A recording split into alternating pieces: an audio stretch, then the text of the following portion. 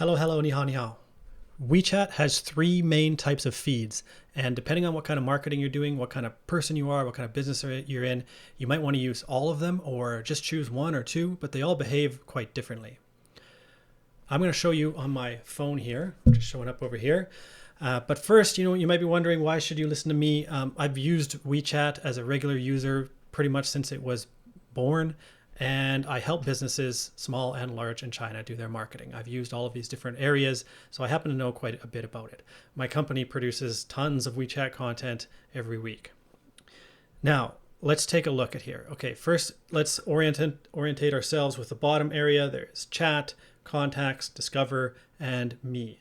The first area I'm going to look at is here, discover moments. So this is the pengyou moments area, friend feed. And the people that are posting on here on my feed are my friends, my two-way friends. So some of them are people that I know in real life or that I've worked with. And they post, their travel, their food, their insights, things about their family. They post knowledge about their business, to try to get me or other people to learn more or to think that they're really good at what they do. Sometimes they post products on here. Now, something interesting to look at is how many ads have you seen on here so far? I haven't seen one yet. And WeChat will only show 2 ads per user here per day. Okay, so it's only going to show me as a user 2 ads per day, which is quite a small number of ads, especially compared to something like Facebook, which will show an ad after every 3 or 4 posts,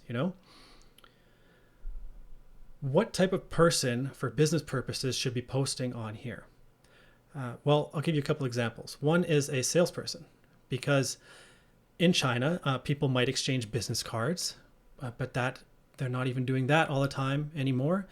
What they're often going to do in a business situation, if they want to keep in contact with a new friend, a new business contact, is they'll both scan each other's WeChats, and then they can both share information on these friend feeds with each other. Of course, they can chat with each other too. WeChat is used as the main chat tool between people rather than email. So that's the best way to make business kind of friends in China, is to scan each other's QR codes. Okay, another person that might use this that I often see, another kind of person that I often see use this is people that have a small business, a service business, like for example, English teachers.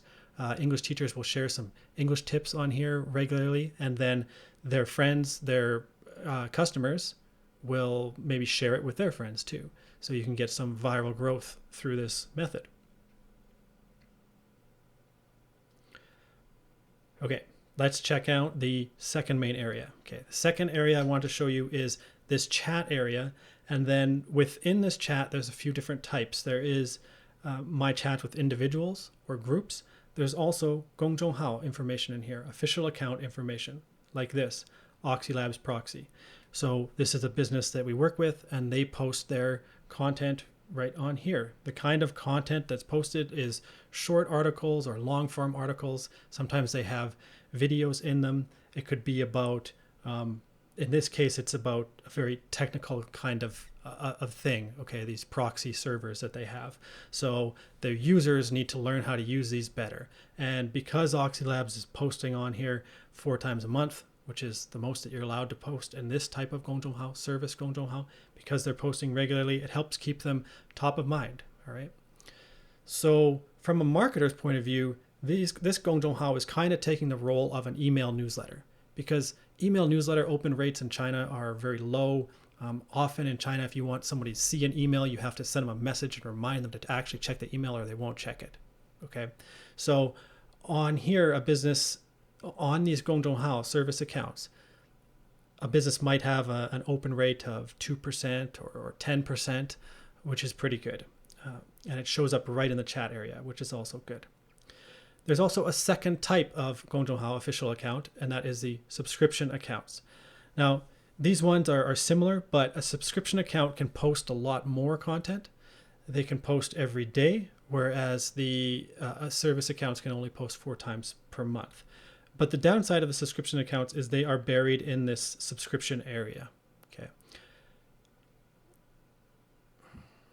So for B2B purposes, we usually use the service accounts rather than the subscription accounts.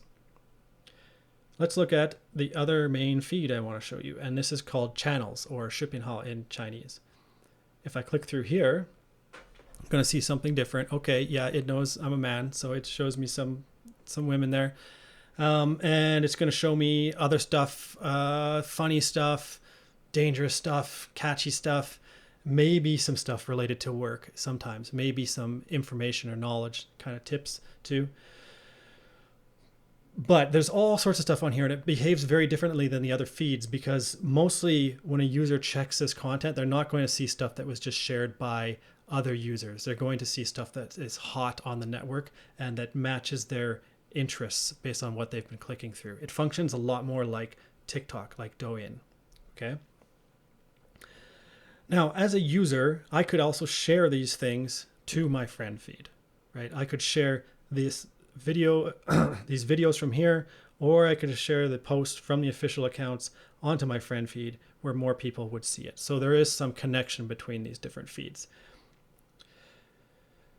So who should use the video account and who should use these gongzhonghao official accounts? Basically, any kind of business in China that wants to build a brand is going to have an official account, and it will also often be something that they build first. That's an even higher priority than building a website. All right, they're all going to be on here pretty much. And then for the video accounts, well, these ones aren't really relevant for a lot of businesses to do marketing because it's so, I don't know. It's catching people when they're in the mood for entertainment, or not really when they're in the mood for reading a long article and such. And it's very viral.